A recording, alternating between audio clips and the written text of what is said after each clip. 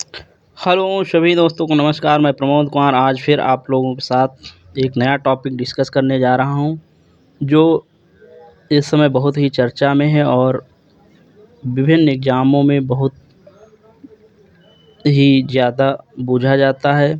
तो इसके विषय में हम आप लोगों को आज अपने डिस्कशन के माध्यम से इस टॉपिक को बहुत सरल भाषा में समझाने की कोशिश करते हैं।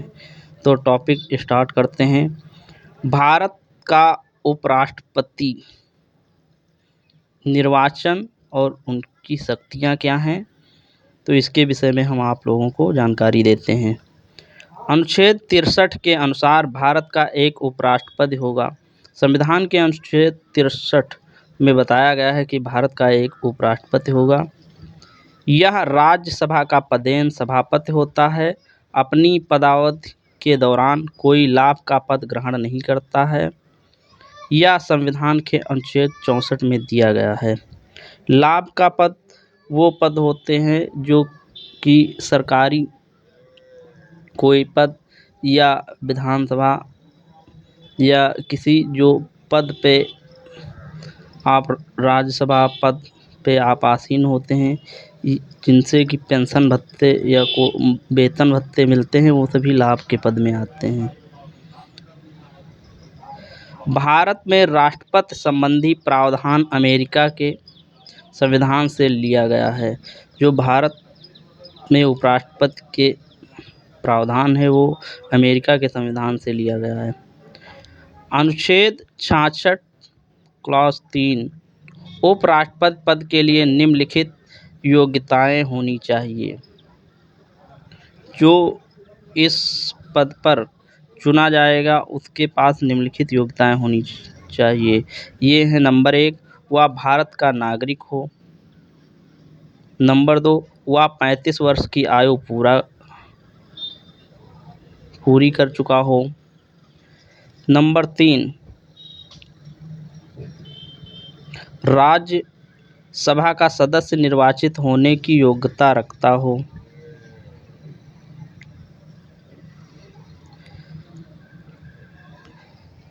किंतु कोई व्यक्ति जो भारत सरकार या किसी राज्य सरकार के अधीन अथवा किसी स्थानीय या अन्य प्राधिकारी के अधीन कोई लाभ का पद धारण करता है, उपराष्ट्रपति निर्वाचित होने का पात्र नहीं होगा।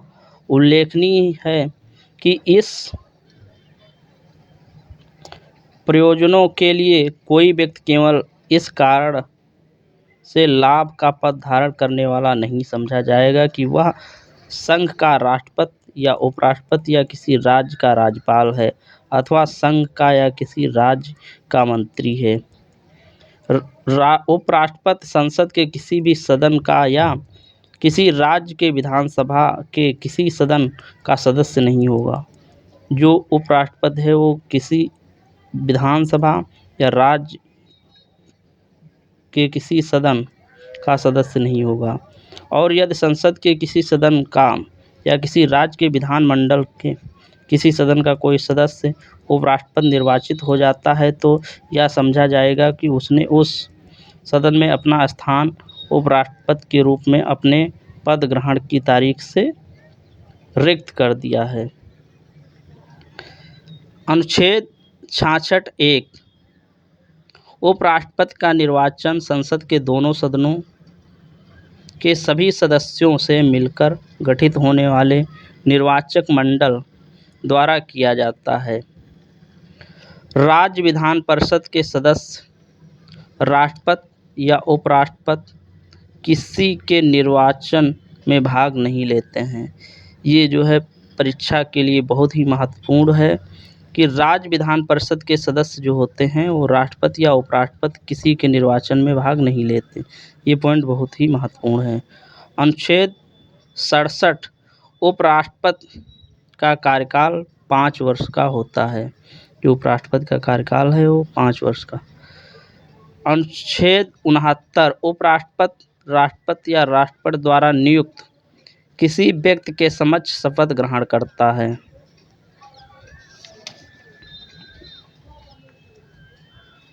अनुच्छेद 65 उपराष्ट्रपति को राष्ट्रपति के कार्यों का निर्वहन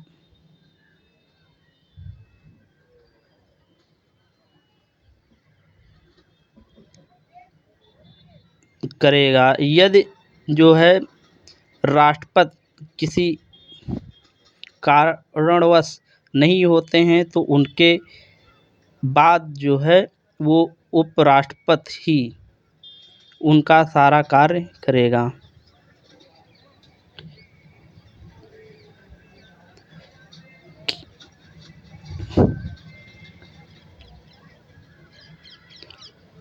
अनुच्छेद 65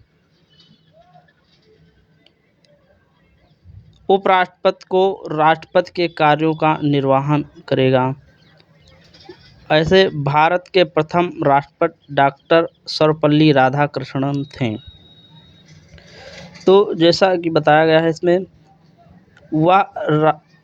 अगर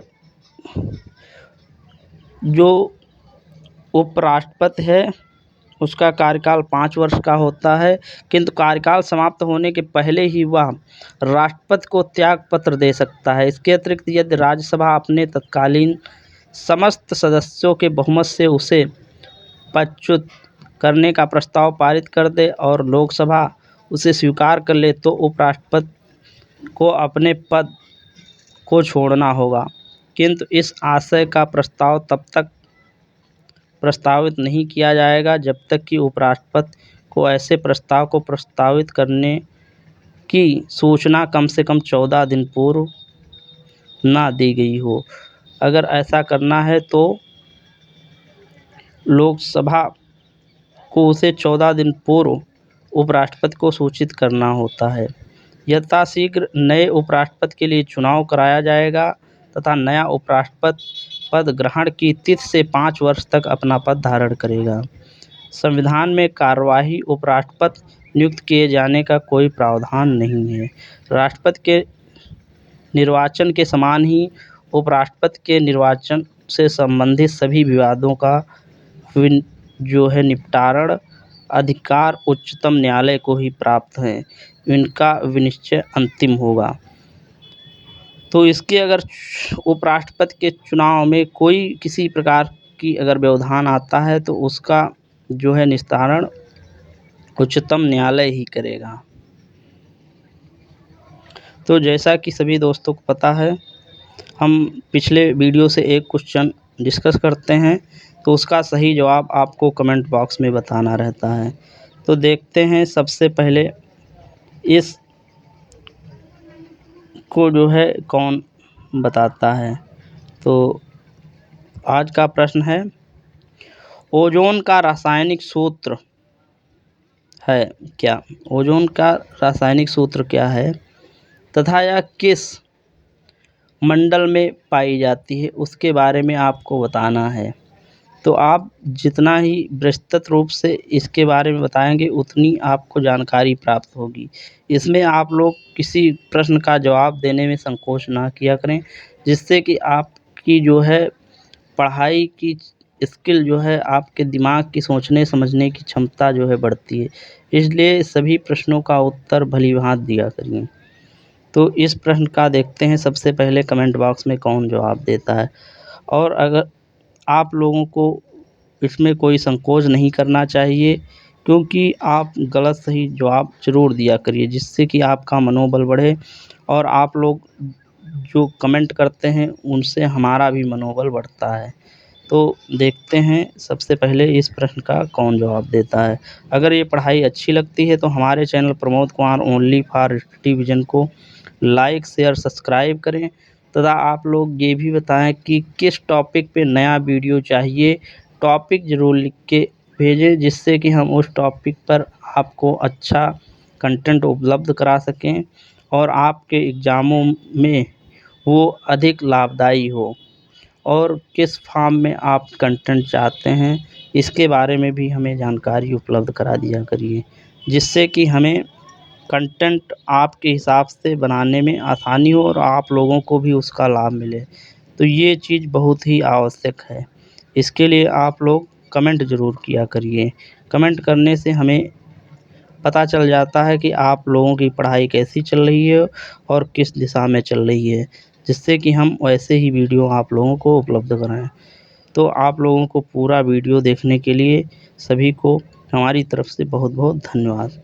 तो इस प्रश्न का आप जो है उत्तर ज़रूर कमेंट बॉक्स में बताएँ। बहुत-बहुत धन्यवाद।